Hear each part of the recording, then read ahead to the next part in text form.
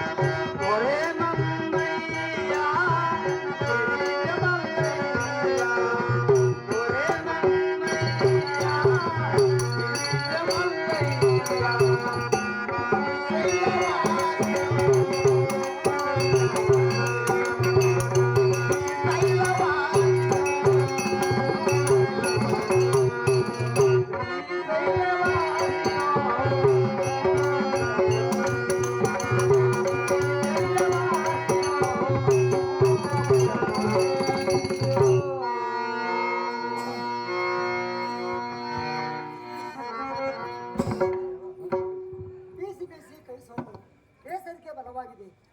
ಸ್ವಲ್ಪ ಹೊತ್ತು ಮಲಗಿ ಆಮೇಲೆ ಎದ್ದು ಬೀಸುವೆನು.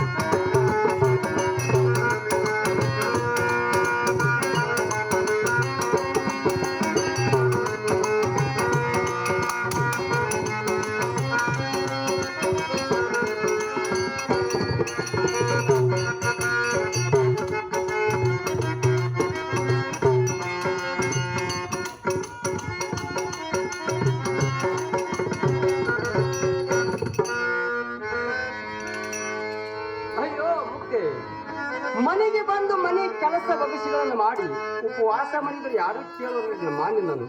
ಆಗಲಿ ನಿನ್ನ ಕಷ್ಟದಲ್ಲಿ ನಾನೊಬ್ಬ ಭಾಗಿಯಾಗುವೆನು. ನೀನು ಹೇಳೋದ್ರೊಳಗಾಗಲಿ ಈ ಧಾನ್ಯ ಎಲ್ಲ ಪೂರೈಸಿ ಬಿಡುವೆನು.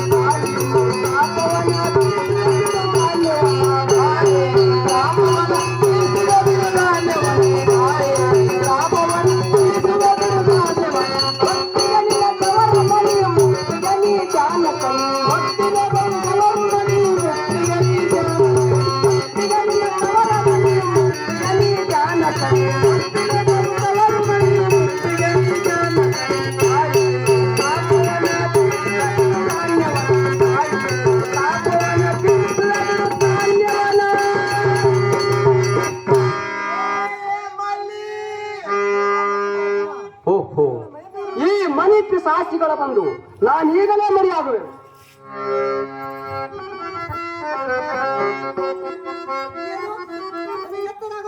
ಎಲ್ಲ ಧಾನ್ಯವನ್ನು ಬೀಸಿದವರು ಯಾರು? ದೇವ ಮಲ್ಲಿಕಾರ್ಜುನ, ಇದು ನಿನ್ನ ಮಹಿಮೆ ಅಲ್ಲದೆ ಬೇರೆ ಅಂದ್ರೆ ತಂದೆ ಬೇರೆಂದಿಲ್ಲ.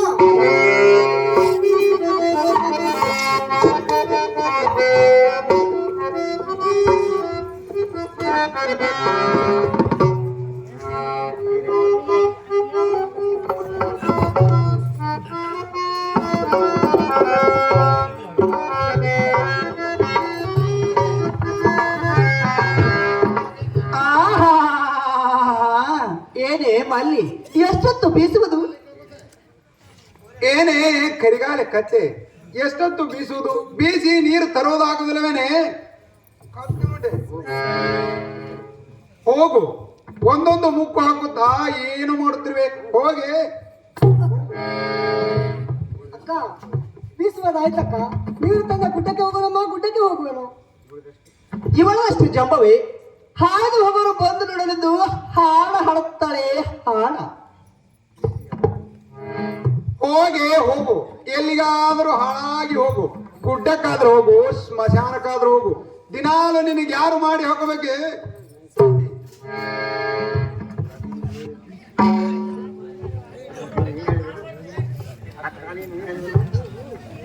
ಅಕ್ಕ ನೀವು ಹೇಳು ತಂಗಿ. ಸಿಟ್ಟಾಗಬೇಡಿರಮ್ಮ. ನಿಗಣಿಗರಾದ ನಾವು ಪರಸ್ಪರ ಪ್ರೇಮದಿಂದಿರುವುದೇ ಒಳ್ಳೆಯದು. ಯಾವ ಮನೆಯಲ್ಲಿ ಸ್ತ್ರೀಯರು ಯಾವಾಗಲೂ ಕದನ ಮಾಡುವರು ಆ ಮನೆಗೆ ಶೋಭೆ ಬಾರದಮ್ಮ. ಸ್ತ್ರೀಯರಿಗೆ ಶಾಂತಿ ಸೈರಿಗಳೇ ಭೂಷಣ. ಒಂದೇ ಮನೆಯಲ್ಲಿರುವ ಹೆಣ್ಣು ಮಕ್ಕಳು ಹೀಗೆ ಕಲಹ ಮಾಡತೊಡಗಿದರೆ ಆ ಸಂಪತ್ತನ್ನೇ ನಾಶ ಮಾಡುವರು. ಸ್ತ್ರೀಯರಿಂದಲೇ ಮನೆಯ ಸಂಪತ್ತು, ಸ್ತ್ರೀಯರಿಂದಲೇ ಮನೆ ವಿಪತ್ತು. ಸ್ತ್ರೀಯರು ಕೆಟ್ಟವರಾದರೆ ಪುರುಷರು ಪ್ರಾಣವನ್ನು ಬಿಡುವರು. ಸ್ತ್ರೀಯರಿಂದಲೇ ಸ್ವರ್ಗ, ಸ್ತ್ರೀಯರಿಂದಲೇ ನರಕ. ಸ್ತ್ರೀಯು ಪುರುಷರ ಅರ್ಧಾಂಗಿ, ಸ್ತ್ರೀಯೇ ಗೃಹಸಖ್ಯದ ಮೂಲಸ್ಥಾನ. ಇದೆಲ್ಲವನ್ನು ವಿಚಾರಿಸಿ ನಡೆಯೋಣಮ್ಮ. ನಾನು ನಿಮ್ಮ ದಾಸಿ, ನನ್ನಿಂದ ಸೇವೆಯನ್ನು ತೆಗೆದುಕೊಳ್ಳಲಿ. ಆ ದೇವರು ಕೊಟ್ಟ ಕಾಲದಲ್ಲಿ ಒಂದೊಟ್ಟು ಸುಖವಾಗಿ ಇರಬೇಕಲ್ಲದೆ ವ್ಯರ್ಥವಾಗಿ ಬೆಳೆದಾಡುವುದರಿಂದ ಪ್ರಯೋಜನವಿಲ್ಲ, ಪ್ರಯೋಜನವಿಲ್ಲ. ಆಹಾ, ಎಷ್ಟು ಜಾಣತನವನ್ನು ಹೇಳಿವೆ. ನಿನ್ನ ಮಾತು ಕೇಳಲು ಕಿವಿ ಮೊಳೆಗಳು ಮರಿಯಾಗಿವೆ. ನಡೆ ಹೋಗತ್ತ. ಹೋಗಬಾರದೇನೆ ಮಾತು ಗಂಟಿದ್ನಿ.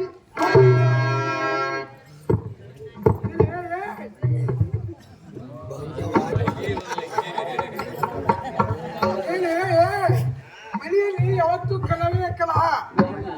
ಈ ಮನೆಗೆ ಬಂದ ಕೂಡಲೇ ಮನೆಯಲ್ಲಿ ಕದನವೇ ಕದನ. ಹೇಳಿದಷ್ಟು ಕೆಲಸವನ್ನು ಮಾಡಿ ನೀರು ತಂದು ಕುಟ್ಟಕ್ಕೆ ಹೋಗುವುದಾಗುವುದೇನೆ. ಅತ್ತೆಯವರೇ, 3 ಪಡಿ ಜೋಳ ಸಹ ಬಿಸಿಲ. ಆ ಮಲ್ಲಿಕಾರ್ಜುನ ಹಾಳ ಆಡೋದ್ರಲ್ಲಿ ಹೊತ್ತು ಗಳಿತರುಗಳು. ಏನೇ ಕಡಿದರೆ ಇಬ್ಬರಾಗಂತೀರಿ. ಬೀಸಿ ನೀರು ತಂದು ಗುಡ್ಡಕ್ಕೆ ಹೋಗುವುದಾಗುವುದೇನೆ. ಕೆಟ್ಟ ಮಕ್ಕಳು ಮನೆಯಲ್ಲಿ ಹಾಲು ಹೊತ್ತು ಇಲ್ಲಿ ಬರಬೇಡ.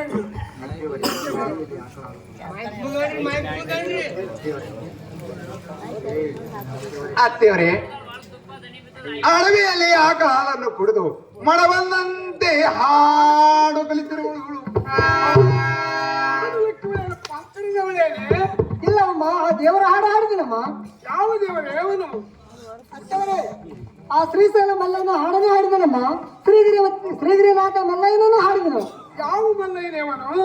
ಏ ಅತ್ತೆಯವರೇ, ಯಾವನಾದ್ರೂ ಒಬ್ಬ ಇಟ ಜಗಮನ್ನಿರಬಹುದು. ಇವಳನ್ನು ಕೂಡಿ ಮನೆಯಲ್ಲಿ ಬಹಳ ಹೊತ್ತು ನೆಲ್ಲಿ ಕೊಡಬೇಡ್ರಿ. ಹೋಗು, ಇಲ್ಲದ ಹರಟೆಯನ್ನು ಬೇಡ. ನೀವು ತಂದು ಗುಡ್ಡಕ್ಕೆ ಹೋಗು. ಆಗಲಮ್ಮ, ಹಾಗೆ ಮಾಡುವೆನು. ನಾನು ಬಹಳ ಹೊತ್ತು ಮನೆಯಲ್ಲಿ ನಿಲ್ಲಿ ಕೊಡಬೇಡ್ರಿ. ತಿನ್ನಲಕ್ಕೆ ಏನಾದರೂ ಇದ್ದರು ಹಾಕಿ ಅಡವಿಗೆ ಅಟ್ಟು ಬಿಡ್ರಿ, ಅಟ್ಟು ಬಿಡ್ರಿ. ಅತ್ತೆಯವರೇ, ಇವಳ ಸಲುವಾಗಿ ಸಾಕಾಗಿ ಹೋಗಿದೆ. ಬುದ್ಧಿಯ ಸಲುವಾಗಿ ಮನೆಗೆ ಬಂದವಳು ಏನು ಕೆಲಸ ಸಹ ಮಾಡುವುದೇ ಇಲ್ಲ. ಸ್ವಲ್ಪ ಕಣ್ಣು ತಪ್ಪಿದರೆ ಸಾಕು. ನೋಡಿ ಅತ್ತೆಯವರೇ, ಗಡಿಯನ್ನು ಹೊಡೆದು ಮನೆ ತುಂಬಾ ನೀರು ಮಾಡಿಬಿಟ್ಟಿದ್ದಾಳೆ. ಅತ್ತೆಯವರೇ, ಇವಳದಷ್ಟು ಹೊಟ್ಟೆಗಿಚ್ಚು ನಾವು ಉಂಡುಟ್ಟರೆ ಸೇರುವುದೇ ಇಲ್ಲ. ಇವಳ ನೋಯಿನ್ನು ಮನೆಗೆ ಬರದಂತೆ ಮಾಡಿಬಿಡಿ. ನಾವಂಡಿ ನೋಡಿ ಅತ್ತೆಯವರೇ, ಮನೆ ತುಂಬಾ ಅರಿವಿನ ಹೊಡೆದು ನೀರು ಮಾಡಿಬಿಟ್ಟಿದ್ದಾಳೆ. ಅಯ್ಯಯ್ಯವ್ವ, ಏನೇ ಬಂಡಿ, ಅತ್ತವರೇ, ಅರಿವೆಯನ್ನು ಹೊಡೆದಕ್ಕೆ ನಿನಗೇನು ಬೇರೆಯಾಗಿದೆ? ನೀನು ಇನ್ನು ಮೇಲೆ ಮನೆಯಲ್ಲಿ ಇರುವುದೇ ಬೇಡ. ಇಲ್ಲ ತಾಯಿ, ನಾನು ಹೊರಗಿನ ಹೊಡೆಯಲ್ಲ, ತಾನಾಗೇ ಹೊಡೆದಿರೋದು.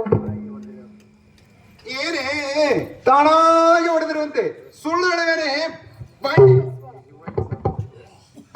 ನಿಜವಾಗ್ಲೂ ನಾನು ಹೊರಗಿನ ಹೊಡೆದಿಲ್ಲವಪ್ಪ. ಆ ಮಲ್ಲಿಕಾರ್ಜುನ ಸಾಕ್ಷಿಯಾಗಿಯೂ ನಾನು ಹೊರಗಿನ ಹೊಡೆದಿಲ್ಲ, ತಾನಾಗಿ ಹೊಡೆದಿರೋದಮ್ಮ. ಅಕ್ಕ, ನನ್ನನ್ನು ಕ್ಷಮಿಸಿರಮ್ಮ. ನಿಮ್ಮ ಕಾಲಿಗೆ ಬಿದ್ದ ಬೇಡ. ಕಾಲಿಗೆ ಬೀಳುವಿಯೇ? ಹೋಗೆ ಹೋಗು, ಈ ನಿನ್ನ ಕೆಟ್ಟ ಮಸಡಿ.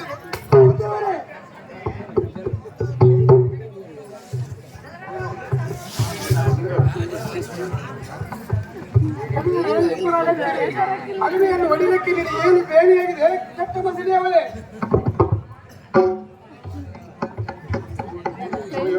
ಹೋಗೆ ಹೋಗು, ಈ ನಿನ್ನ ಮಸಡಿಯನ್ನು ತೋರಿಸಿ.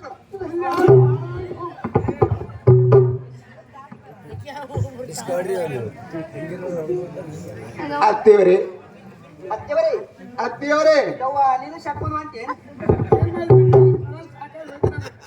ಅಯ್ಯ ಅತ್ತೆಯವರೇ ಸಿಟ್ಟಿನಲ್ಲಿ ಹಾಗೆ ಹೊರಟ್ರಿ ಎಲ್ಲಿಗಾದ್ರೂ ಹೋಗೋದರೆ ಸ್ವಲ್ಪ ಹಾಲು ಸಕ್ಕರೆ ತೆಗೆದುಕೊಂಡು ಹೋಗಿರಿ ನಿಮ್ಮ ಮಾತಾ ಹೊಟ್ಟೇರಿರ್ಬೇಕು ನೋಡ್ರಿ